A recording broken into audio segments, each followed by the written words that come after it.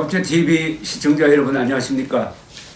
2023년 1월 30일인데 저희 사무실을 오늘 찾아주신 강인덕 장관님과 대담을 하겠습니다. 남북관계에 대해서, 그리고 한국 현대사의 아주 재미있는 에피소드도 많이 들려주실 것이고, 무엇보다도 우리 강 장관님께서 역작을 쓰셨습니다. 이 책 이야기도 하겠습니다. 우선 강인덕 장관님은 중앙정보부의 북한국을 만드신 분이고, 북한에 대한 이 분석으로서 평생을 보내신 분이고, 김대중 정부 때 초대 통일부 장관도 하신 분인데, 지금까지도 연세가 92인데도 현장을 뛰는 분입니다. 더구나 이렇게 건강하십니다. 이 책 정말 역작입니다. 기다리던 책입니다. 이 책이. 예. 이 책이 한 중앙정보 분석관의 삶입니다. 그리고 1편, 2편이 나왔습니다. 한 중앙정보 분석관의 삶 2편. 이번에 새로 나온 건 이거죠. 네. 이 책인데 우선 책 소개부터 좀 해주십시오. 이거는 1980년 내가 중앙정부 그만둔 다음에 쓴 글들을 중심으로 해서 이번에 낸 거고. 이거는 내가 중앙정부의 분석관으로 들어가게 된 동기, 특히 공산주의를 공부하고 준비하는 그 분석관들의 그 자질이랄까, 몸가짐이랄까, 이런 게 어때야 되느냐 답변을 해. 그러나 이걸 쓸 때는 두 가지 목적에서 썼어요. 하나는 중앙정보부 하면 남산을 얘기한단 말이에요. 그렇죠. 근데 남산은 사실 국내 문제거든. 그렇죠. 국내 문제. 진짜 남산에 부장했을 때 남산은 진짜 북한 분석관은 이문도에 있었다. 이문도에 있었죠. 근데 이문도에 있는 우리는 솔직히 저 출입증 있지 않습니까? 그 써본 적이 없거든요. 그리고 뭐 그렇다고 무슨 뭐 밤낮 철야 일을 하면서도 무슨 특권 수당을 받은 적도 없고. 근데 사실은 중앙정부의 핵심은 이문동에 있었다는 얘기를 하려는 거고, 또 하나는 그 분석관의 양성 기간이 그렇게 쉬운 게 아니란 말이죠. 엄청난 시간이 걸리는데 너무 쉽게 보고 있어요. 쉽게 그런 분석관들이 성장하지 않느냐 이렇게 보는데 그렇지 않고, 그 저는 프로급이라고 할까, 진짜 어렵다 이런 얘기를 조금 쓰고 싶어서 쓴 거죠. 이 북한 분석관이라는 말하자면 직종을 만드신 분 아닌 거죠. 강 장관님이 60년대에 북한국을 만드셔가지고. 그런데 이 북한 분석관은 우선 한 자리에 오래 근무를 해야 되죠. 그렇죠. 그동안에 제가 그만둔 다음에는 내가 그 부임할 때부터 있었던 친구들이 쭉 계속해서 있었어요. 계속? 언제부터 바뀌는 간에 노무현 정부 때 그때부터 조금 바뀌기 시작하더니 문재인 정부 들어서는 많이 바뀌었죠. 근데 내가 안타깝게 생각하는 거는 정치에 줄을 선단 말이죠. 그래서 그만두고 나면 어디든지 좀 갈 수 있지 않겠는가. 그래서 이탈하는 친구들이 있었어요. 근데 사실은 뭐 지금도 내 후배들한테 얘기하지만은 북한을 분석하는 친구들은 거의 떠나질 않아요. 그렇죠. 그 자리에서 쭉. 그런데 북한 분석관들은 우선 안에 있으니까 남한테 잘 보이지 않고 그야말로 음지에서 양지를 지향하는 분들이고, 그 다음에 분석하는데 중심이 김일성, 김정일, 김정은 연구죠. 그렇죠. 요 세 사람에 딱 포인트를 맞춰가지고. 맞춰서 하는 거니까. 그리고 북한 체제의 작동 원리라든지, 같은 거. 북한 노동당의 뭐 인맥이라든지. 거기다 이제 또 하나 우리 국내 팀에서 하는 거는 아까 말씀드린 그 간첩. 그것도 그 수사관들도 오랫동안 그걸 계속해서 따라야 되거든요. 뭐 간첩망 하나를 찾아내는데 뭐 5, 6년 걸리는 건 보통이고, 보통 10년 이상 걸린단 말이에요. 그러니까 이 국정원, 안기부, 정보부로 이름은 바뀌었지만 여기서 제일 주인이 되는 직종이 북한 분석관하고 대공수사관입니다. 그렇죠. 수사관이죠. 대공수사관인데 이게 정치에 관여하다 보니까 말하자면 국내 파트 있는 사람들이 또 그래요. 말썽도 일으키고 또 유명해져서 출세하기도 하고 이렇게 됐습니다. 지금. 그 친구들은 돈벌이도 하고. 그러니까 정말 고독한 정말 애국자인데 가끔 보니까 이제 북한에 예컨대 2020년으로 기억되는데 그때 김정은이가 한 2달 동안 안 나왔다고. 네. 그러니까 CNN 같은 데서 뭐 수술 받다가 죽었다는 뭐 이런 이야기가 나왔잖아요. 그래서 북한 분석 한 20년 한 분한테 딱 이야기하니까 그게 아니고 하면서 딱 설명을 해주는데 그때 빛이 나더라고요. 근데 그 뭡니까 전두환이 때도 똑같은 일이 있었어요. 김일성이 죽었다고 얘기했죠. 1986년에 김일성 죽었다는 저 일본에서 보도가 나오면서 그 신문에서 그런 날 그게 완전 시대의 오본데 그때 저 중앙정보부가 절대 그렇지 않다. 정보는 아니라고 그랬죠. 네, 저 기억납니다. 그때 안기부장이 장세동 씨인데 장세동 씨는 아니라고 그러고 국방부에서는 이상한 음악이 흘러나온다고 해가지고 김일성 죽었다고 했다가 그런 식으로 자꾸 그런 각도로 들으면 그렇게 들린단 말이에요. 아 그렇죠. 듣고 싶은데 보는 것도 그렇게 보이고. 그래가지고 그 다음 날에 아마 몽골 무슨 대통령 수상이 만났어요. 평양에 나타났죠. 그래가지고 세계가 웃음거리가 된. 내가 그때 청와대 저 비서실장 하던 누굽니까 그분이 좀 만나자고 그래서 들어갔더니 아 그렇습니다. 내놓고 어떻게 만드냐 해서 그건 중앙정보부를 믿으시오. 그렇죠. 그때 전두환 대통령이 판단을 잘했습니다. 그래요. 그 의심을 하더라고. 그때 회의록 보면. 예.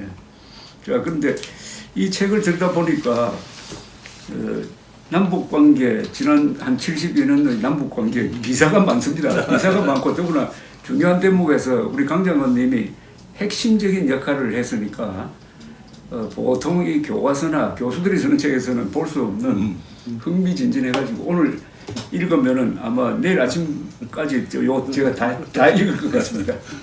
그 중에 기사가 워낙 많은데 뭐 하나 소개해 우리 국민들 꼭 알아야 될 거 뭐 소개해 드릴 만한 거 없습니까? 역시 그 일일 사태 같은 거죠. 아 일일 사태. 그때 저 북한 국장이시죠?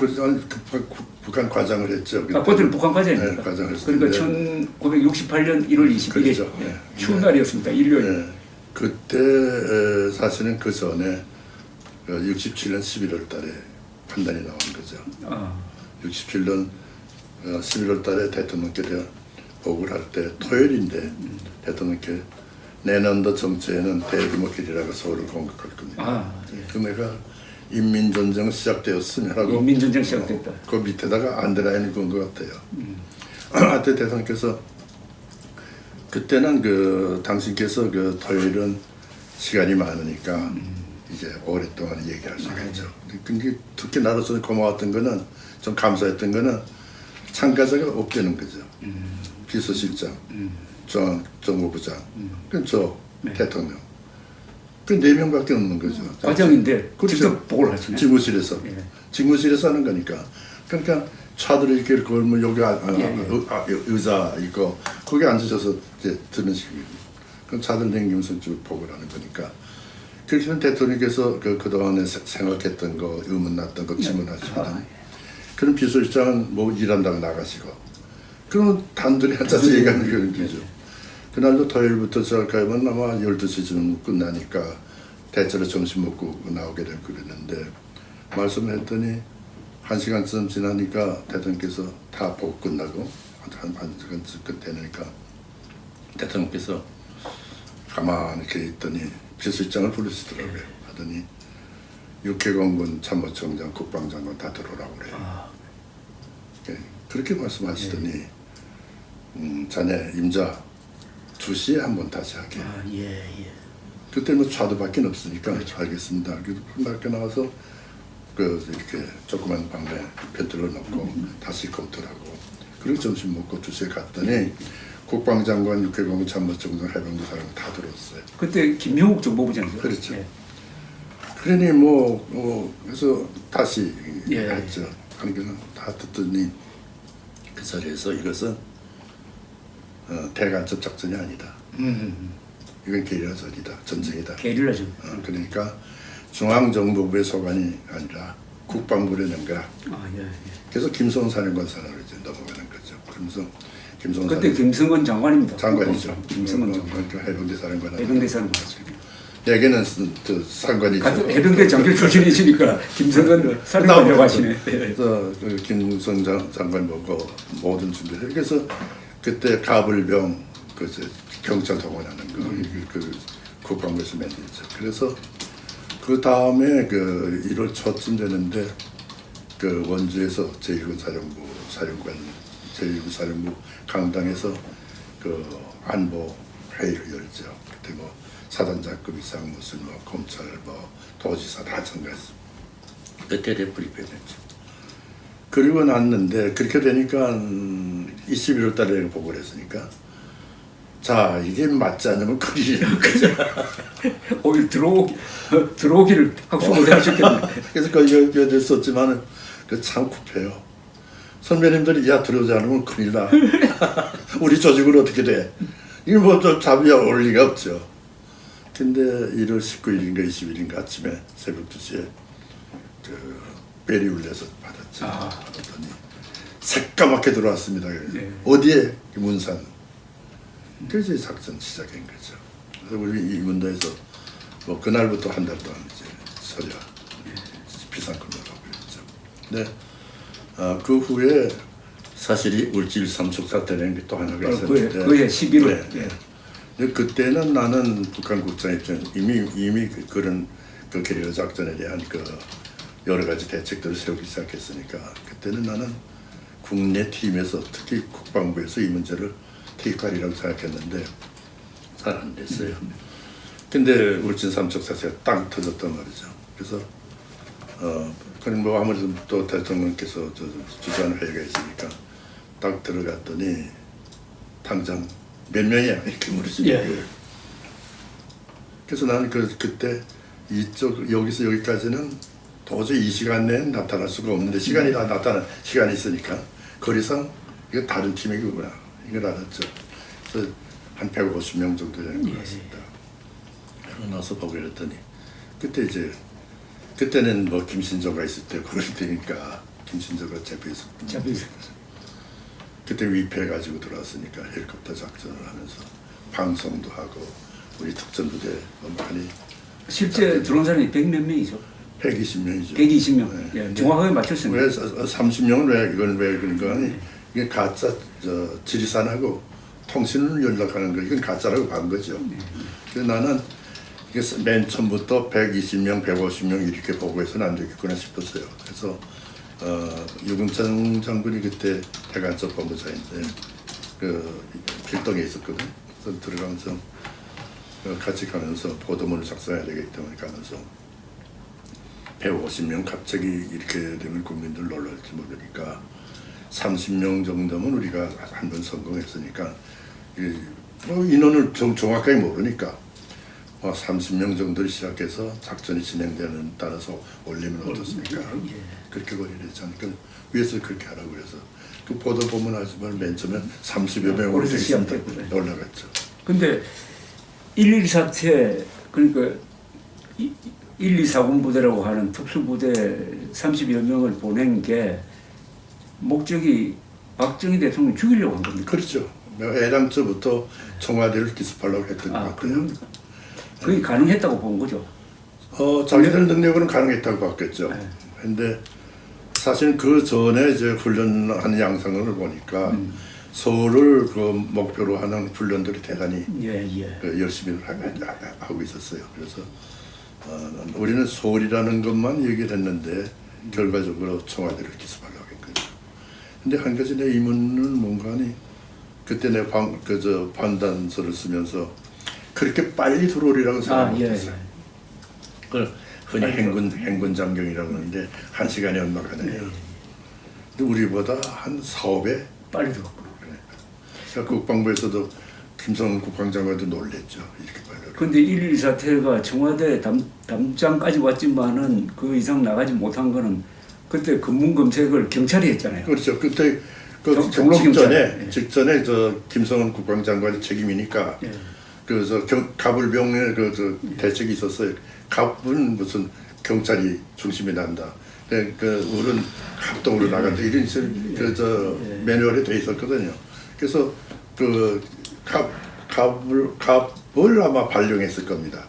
그러니까 경찰 기동대가 나간 거죠. 근데 군의 방어망은 뚫린 거 아닙니까? 뚫렸죠. 뚫리고 마지막에 그 경찰이 검문을 하고 있다가 그렇죠. 행군에 들어왔거든요. 네, 걸어 들어오는 걸 물론 국군 복장을 하고 그렇죠. 걸어 들어오는데 30여 명이 그때 잠복 같은 형사들이 와가지고 뒤에 붙은 사람한테 당신 어디서 온 사람이냐고 끈질기게 붙었다고요.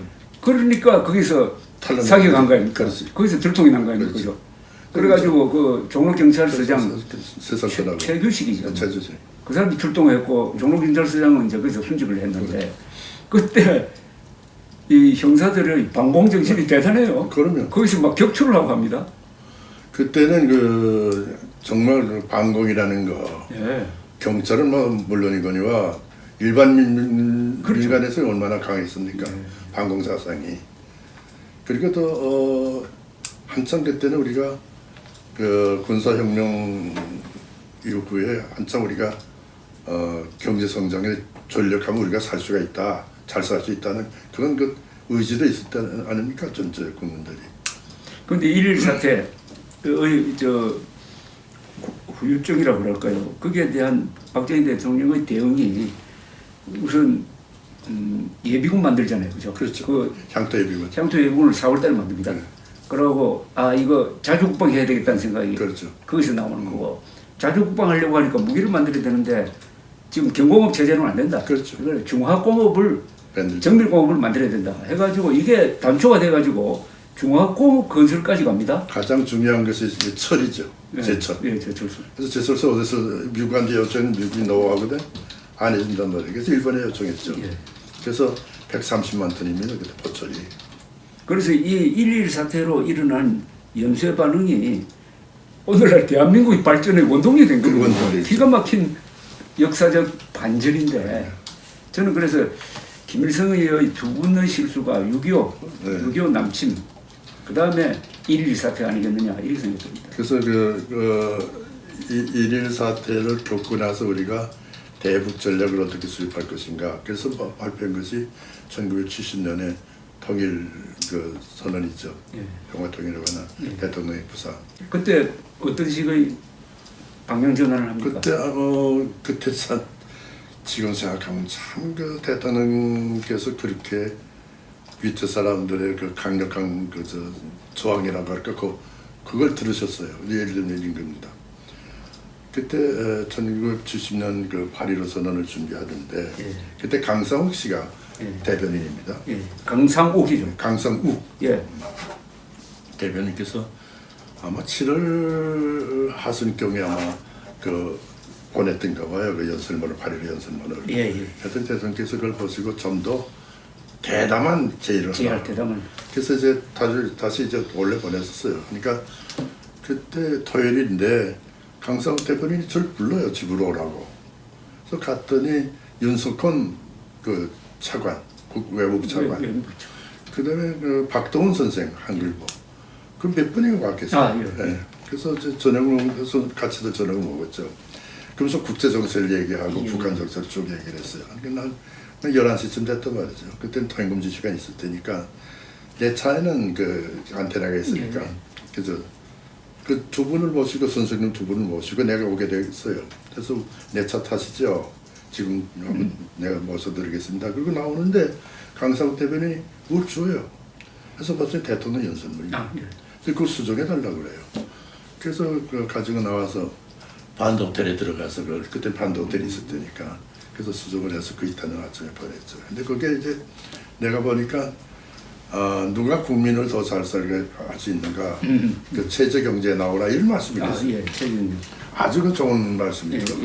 근데 대통령께서 좀 더 적극적인 말을 넣으라고 했기 때문에 그때는 니슨 닥트린이 나오고 그럴 때거든요. 그래서 정세가 변하기 때문에 북쪽에 대해서 기자결혼이 무슨 문화결혼이 이런 게 가능하지 않을까. 적시가 이런 거 여러 가지 넣었어요. 그래서 들었는데 그 다음에 이제 그 8월 15일 가까워서 대통령께서 다 그걸 보시고 그 관계장관 회의를 열었어요.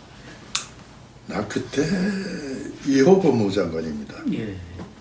그 대검의 한옥진 검사, 이정원 검사 이런 분들이 같이 들어오셔서 그 여러 가지 넓게 보더니 이거는 통치권 넘는 거다. 안 된다. 막 강력하게. 그러니까 대통령께 쭉 들으시더니 다 지읍시다. 다 지어서 그 8.15 그 선언 그거 이제 원문이 된 거죠. 그래서 그걸 인쇄하라고 우리한테 주시면서 그래도 못 믿었던지 사회 각계층에게 그 사전에 브리핑해라. 그래서 브리핑하라고 이제 내가 담당했던 거예요. 그때 대표적인 것은 이제 1개월 남는 게 최석지 선생이에요. 예, 최석지 조선일보 주필경 편집국장이 갈 때예요. 이게 언론들하고 그때 그 말씀드렸더니 이 사람을 그 엊그제까지도 저 대가리에 뿔이 났다고 그렇게 보던 북한을 하고 이렇게 어떻게 되는 거냐. 한 1년 더 있다 가야 되잖아요. 그런 말씀을 하시더라고요. 근데 일부에서는 좋다고 하고. 그래서 그 8.15 선언이 나오는 거죠. 근데 그거에 난 기초라고 봐요. 8.15 선언의 핵심이 뭡니까? 그러니까 국민은 누가 더 잘 살고 체제 경쟁을 하자 이거죠. 그러니까 평화적 체제 경쟁을 그렇죠. 하자. 예. 예. 네, 그때 우리는 선건설 후통일이니까. 예. 근데 그걸 대통령께서 중앙공으로 이행하는 그걸 염두에 두시고. 그리고 브리핑 그 다음에 저 70년대 들어와서 브리핑 할 때 기억에 지금 잊어버릴 수 없는 것이 우리가 통소득식으로 되려면 100억 불 수출해야 되지 않겠느냐. 100억 불 그때는 뭐 10억 불도 제대로 안 될 텐데 100억 불이라고 해서 우리 놀랐죠. 그게 79년이 된단 말이죠. 77년 됩니다. 77년이니까